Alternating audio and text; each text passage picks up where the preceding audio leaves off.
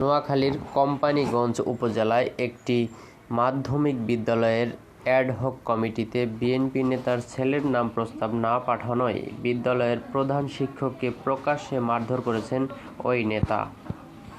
রোববার ২ ফেব্রুয়ারি বেলা ১১টার দিকে উপজেলার চরকাকড়া ইউনিয়নের পাণ্ডিত্যের হাটে এই ঘটনা ঘটে। মারধরের শিকার এএনএন ইয়াসিন পশ্চিম চাকরাকড়া পণ্ডিতের হাট উচ্চ বিদ্যালয়ের প্রধান শিক্ষক। ঘটনার পর খবর পেয়ে বিদ্যালয়ের ক্ষুব্ধ ছাত্রছাত্রীরা পণ্ডিতের হাটে সড়ক অবরোধ করে। পরে অভিযুক্ত বিএনপি নেতা থানা পুলিশের উপস্থিতিতে প্রকাশ্যে ক্ষমা চাওয়ার পর শিক্ষার্থীরা শান্ত হয় এবং তারা বিদ্যালয়ে ফিরে যায়।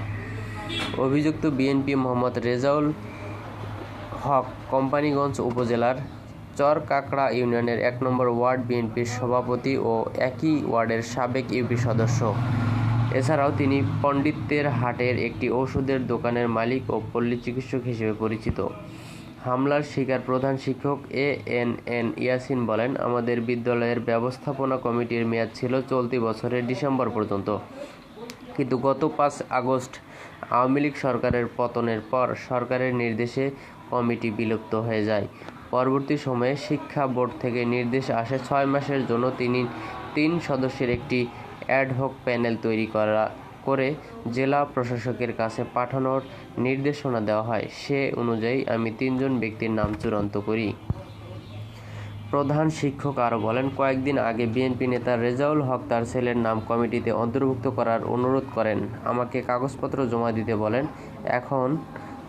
তখন রেজাউল তার ছেলের কাগজপত্র বিদ্যালয়ে জমা দিয়ে যান, কিন্তু রেজাউলের ছেলের বয়স কম হওয়ায় তার নাম জেলা প্রশাসকের কার্যালয়ে পাঠানো হয়নি। এএনএন ইয়াসিন অভিযোগ করে বলেন, অ্যাডহক কমিটিতে ছেলের নামের প্রস্তাব না পাঠানোর বিষয়টি জানতে পেরে ক্ষুব্ধ হন বিএনপি নেতা রেজাউল হক। রোববার বেলা ১১টার দিকে একটি জরুরি কাজে বিদ্যালয় থেকে বাড়ি যাওয়ার পথে পণ্ডিতের হাটে নিজ দোকানের সামনে আমার ওপর হামলা চালান।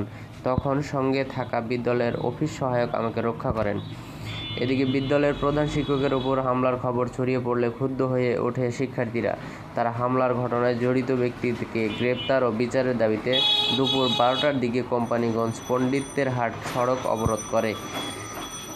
ক্ষুব্ধ শিক্ষার্থীরা এ সময় প্রধান শিক্ষকের ওপর হামলাকারীর বিরুদ্ধে বিভিন্ন স্লোগান দিতে থাকে।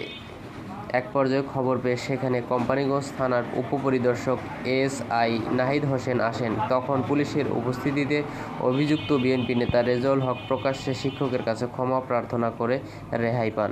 শিক্ষার্থীরা এ সময় রেজাউল হকের ওষুধের দোকান ভাঙচুর করে এবং তাকে দোকানের মধ্যে অবরুদ্ধ করে রাখে। অভিযোগের বিষয়ে জানতে চাইলে চরকাকড়া ইউনিয়নের ১ নম্বর ওয়ার্ড বিএনপির সভাপতি রেজাউল হক দাবি করেন, প্রধান শিক্ষককে মারধরের কোনো ঘটনা ঘটেনি, তবে একটু গালমন্দ করেছি, তাই আমি অনুতপ্ত হয়েছি। আমার দোকানে ভাঙচুর হয়েছে। এছাড়া আমার কথার ভুল ব্যাখ্যা দেওয়া হয়েছে, যা দুঃখজনক। পাল্টা অভিযোগ করে রেজাউল হক বলেন, আমি ওই বিদ্যালয় পরিচালনা কমিটিতে ১৪ বছর ধরে নির্বাচিত সদস্য হিসেবে দায়িত্ব পালন করছি। আমার ছেলে মাস্টার্স পাস আর প্রস্তাব পাঠানো ৩ জন ডিগ্রি পাস।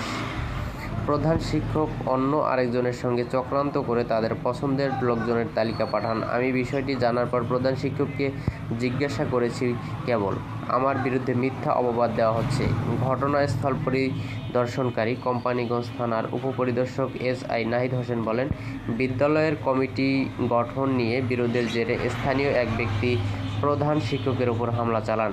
ঘটনার পর শিক্ষার্থীরা সড়ক অবরোধ করে। পরে আমি গিয়ে তাদের বুঝিয়ে শান্ত করি। অভিযুক্ত ব্যক্তি প্রকাশ্যে ক্ষমা চাওয়ায় বিষয়টি স্থানীয়ভাবে মীমাংসা হয়। এর কারণে ওই শিক্ষক আর থানায় লিখিত অভিযোগ করেননি।